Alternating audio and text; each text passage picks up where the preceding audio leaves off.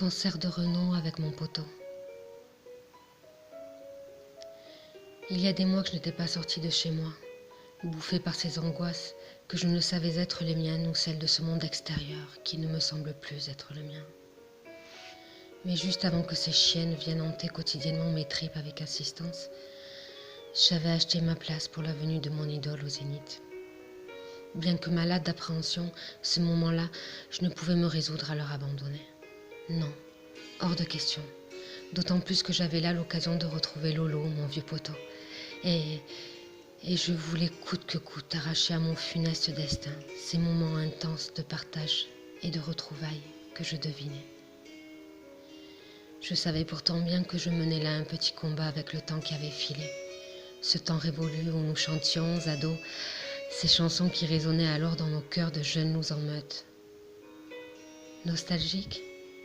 Oui, nostalgique face à ces années où les poteaux c'était tout, à la vie, à la mort.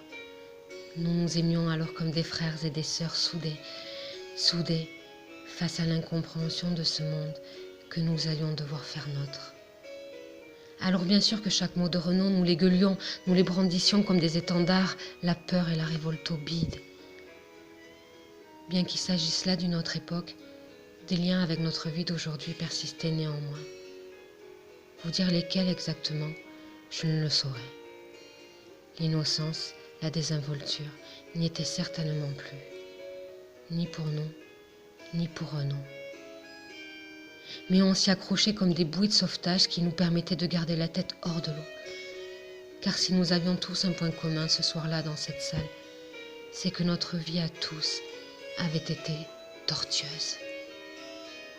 Des joies, certes, mais des déceptions, des chagrins, des blessures, noyées dans des litres de bière ou de pastis, et enfumées par des milliers de clopes et de pétards. Ça, c'était nos dénominateurs communs, à tous. Et c'est sur fond de tatatin qu'ils allaient se révéler. Voilà. Une demi-heure avant le coup d'envoi de la soirée, j'étais dans mon carrosse de cendrillon déchu sur le parking du Zénith. Le stress avait pris possession de moi au point où je dus pisser de trouille dans un seau, heureusement là. Mais non, cette soirée-là, je ne leur laisserai pas à mes démons. Je sortis alors de ma voiture comme on se jette dans le vide, avec pour seul parachute cette irrésistible envie d'aller voler le bouquin de l'insouciance dans la bibliothèque des instants perdus. On respire, on expire. Tout ira bien. Tu es en sécurité. Il ne peut rien t'arriver.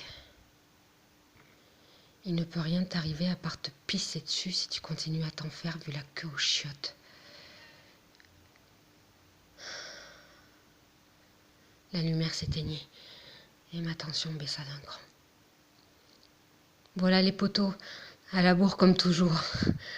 Le temps de se dire 4 conneries et 5, 4, 3, 2, 1. Toujours vivant, toujours debout. Nos yeux restaient rivés sur celui qui avait été un certain Renaud et qui en était un autre aujourd'hui, tout comme nous.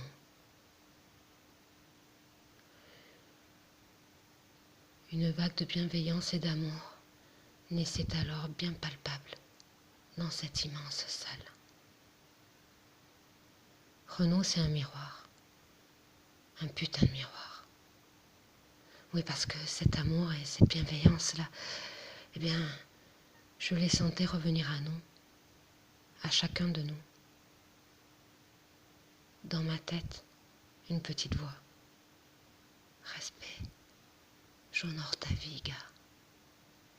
Et j'honorais par là même la mienne et celle de mon Lolo.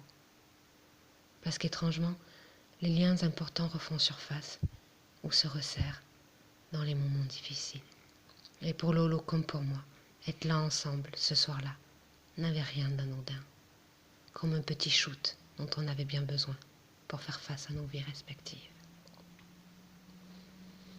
Il y a eu des rires, des nœuds dans la gorge, des larmes naissantes dans les yeux, des battements de cœur bien forts.